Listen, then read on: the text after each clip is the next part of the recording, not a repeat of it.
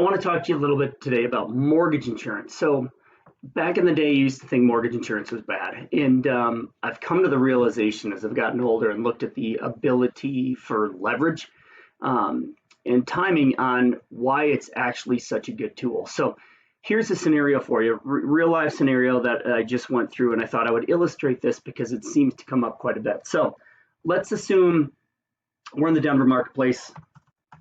We're buying a house that's going to be $600,000, right? And in this house, we're going to assume that somebody only has 18 grand to put down in down payment. So that's going to be 3%.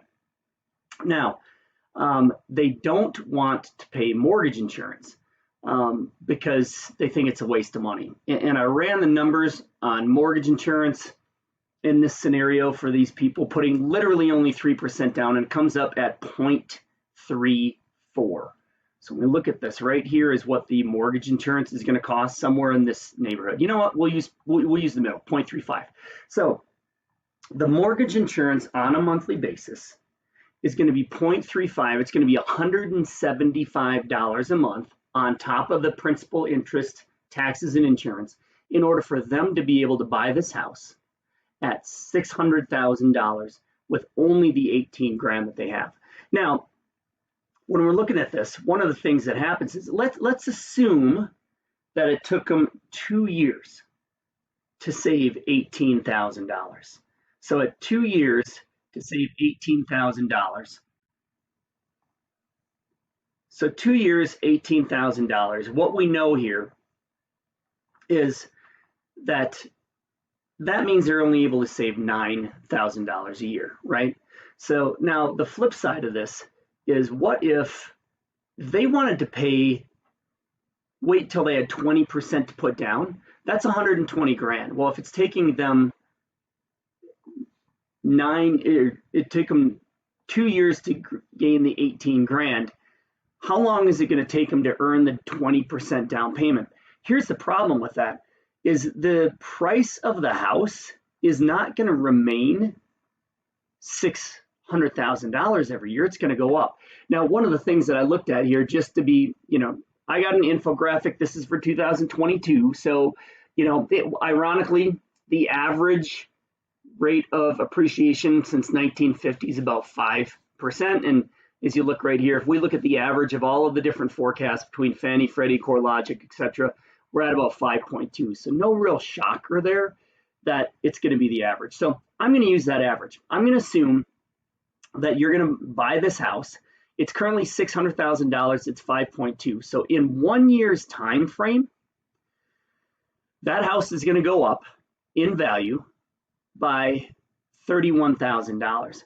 Well, the killer on that is that means that house, if we take this out, we'll just scroll down 9-10 years, that means that this house isn't going to go up by the same dollar amount. So it's going to go, this equals the 600 plus the 31,000, right? So now that house is $631,200.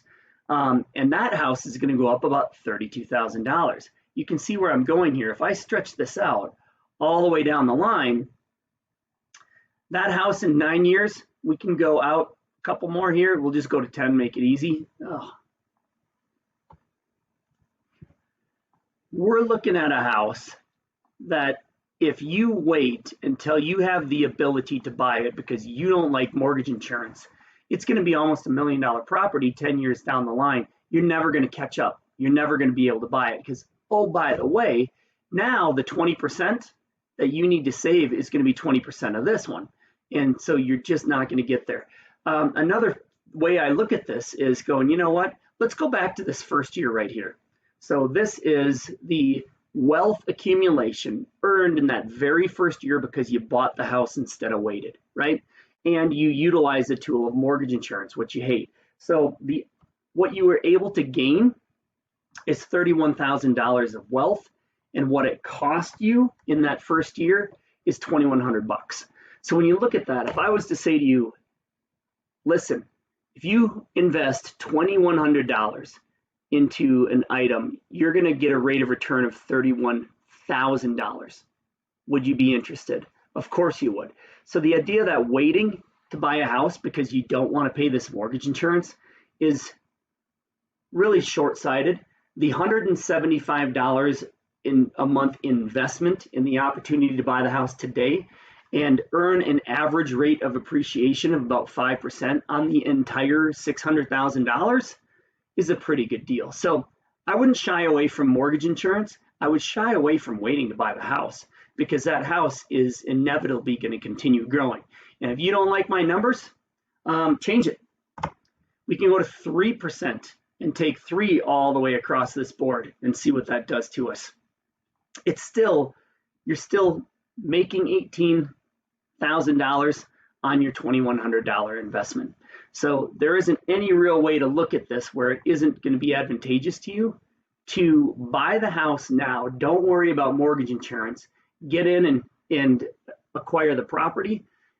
And then after a time, the mortgage insurance is going to go away regardless.